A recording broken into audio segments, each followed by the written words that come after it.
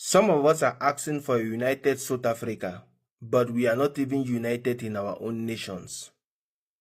Let me repeat myself again. Some of us are asking for a united South Africa, whereas we are not united in our own nations. Things are going on in our own countries and we are not talking. Our voices are being silent. That's even if we do talk about the things going on in our countries. One thing I will never do, or I will not do, even you people keep on pressuring me, I will never come out and light up my camera and start shouting at South Africans and say, oh, why are you people doing this? Why are you people attacking foreigners? Why do you people say? I will not do that. You know why? Because a man cannot ask another man to clean his house when his own house is dirty. My own house is dirty. There is problem in my own nation. Why should I focus on, the problems happening in another nations?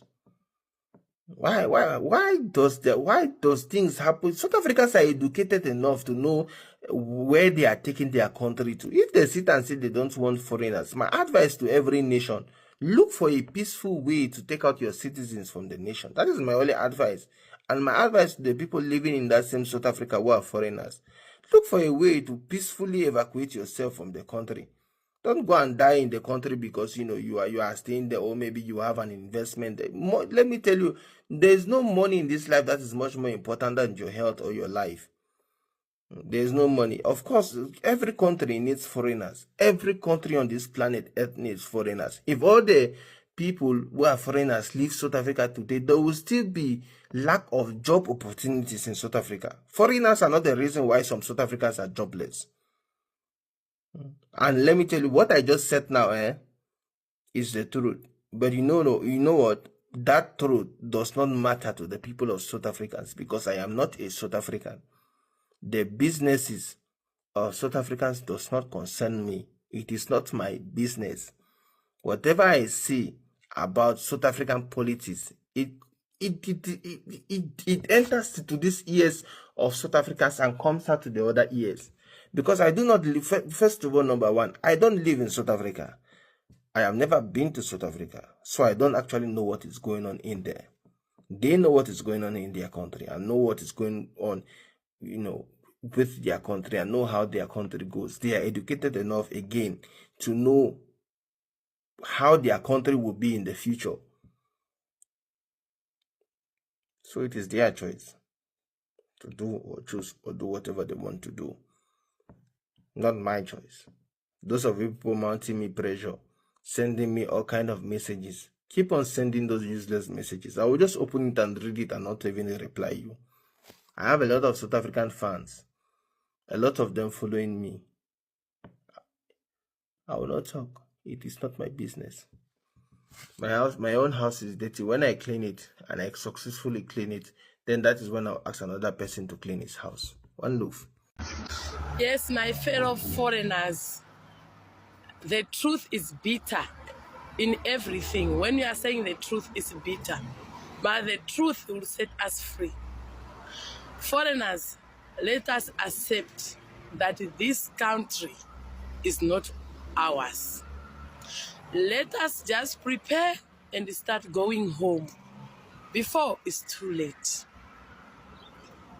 You are calling South Africans a lot of names. Some of you are saying South Africans, they are lazy.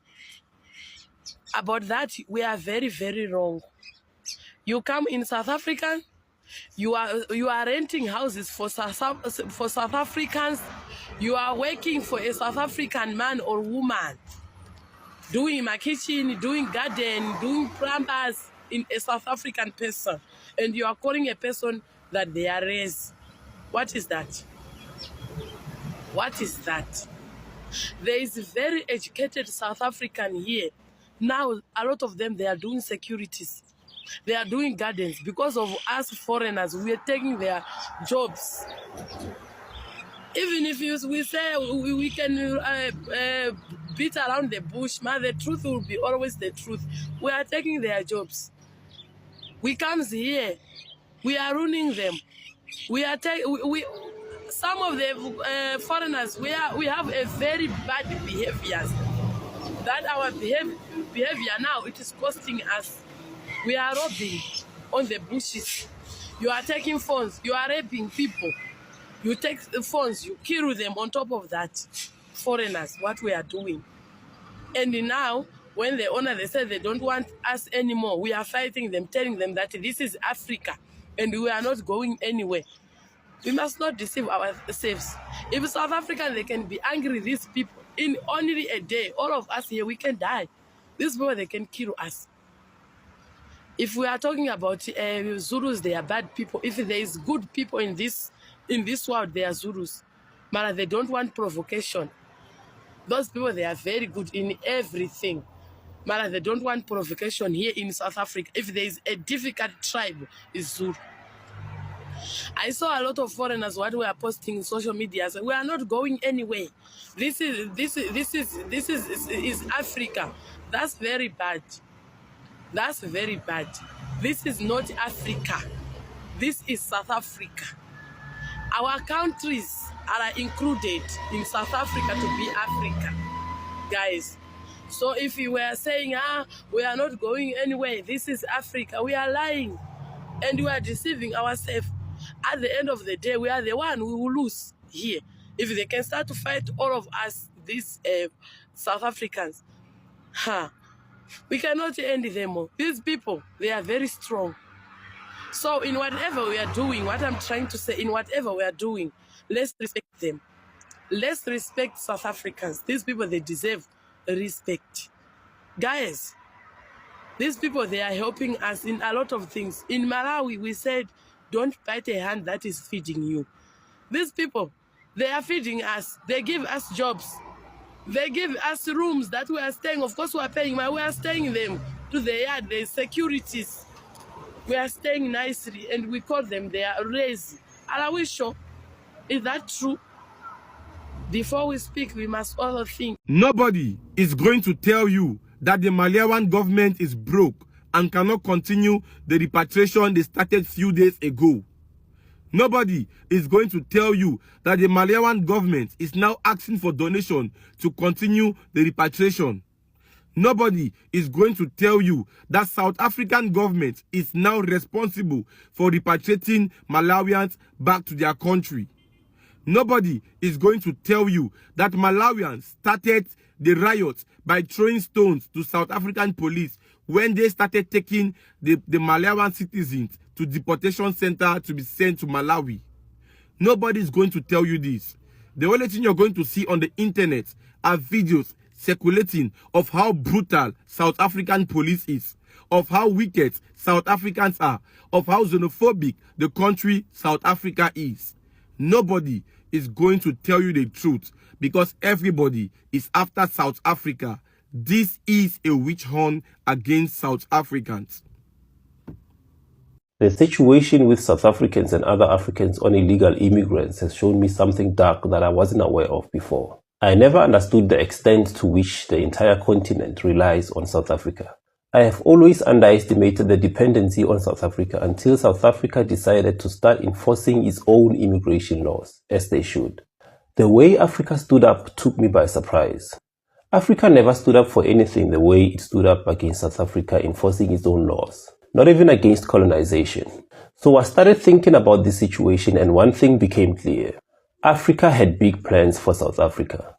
I imagine a lot of Africans grow up dreaming of being successful in their own country.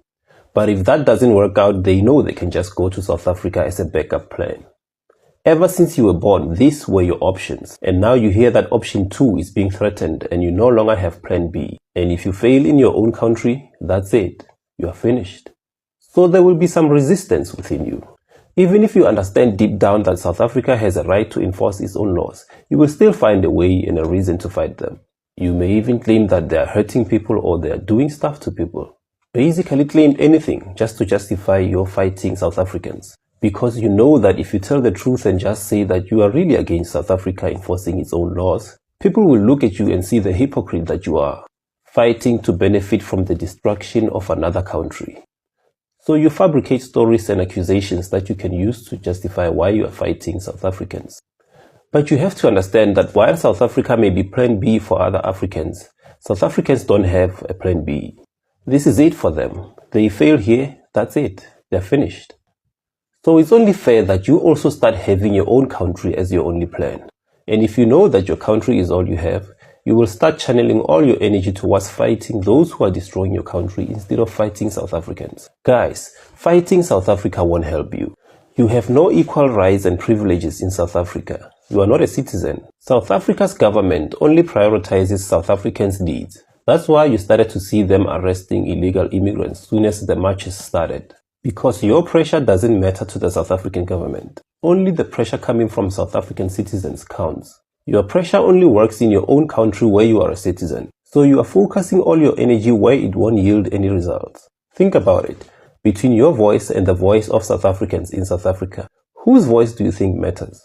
Yours? Guys, learn to use your resources strategically.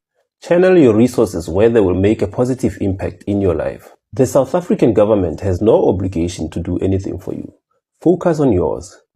Coming back to the reaction from other Africans, it showed me that the whole continent's plans revolved around South Africa. And that's dangerous. Imagine having a neighbor that likes to borrow your stuff. And it gets to a point where they start including your stuff in their own budget. At that stage, they no longer see your help as help. They see your things as theirs. They are entitled to your things now. Because your help has been given for so long, it's now expected to last forever. Until one day your own children start to realize that sharing stuff with neighbors compromises their needs. They put pressure on you to stop, and you stop. Can you imagine the reaction from the neighbors? With so much of their budget depending on your belongings and help. At this stage, even if they understand that your children have a point, they will still find a way to fight them. They may fabricate stories they can use as an excuse to continue fighting them. They won't say we are fighting your children because they are demanding priority in their own house. No, because that's a valid reason and they will look like hypocrites fighting them for such a logical reason. So they will fabricate another reason they can use as an excuse to fight them. They may say, your children are beating me, or your children insulted me. They are evil. Hey everyone, let's cancel that house. I'm going to the police called African Union. Hey AU, cancel them. The AU will say, for what? For demanding priority in their own house? No, for beating me or insulting me. So South Africans, you do not understand why you keep repeating yourselves and explaining that you only want implementation of your own immigration laws. These guys know what you want. They're still in shock and denial.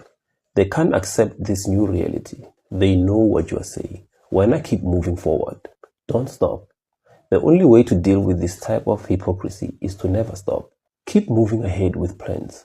After a few months and years, they will realize that plan B is gone. They will adjust. And strangely, you will hear them start to agree with you as their emotions settled into their new reality. It's nothing personal. It's just human nature. Don't entertain it. Keep moving.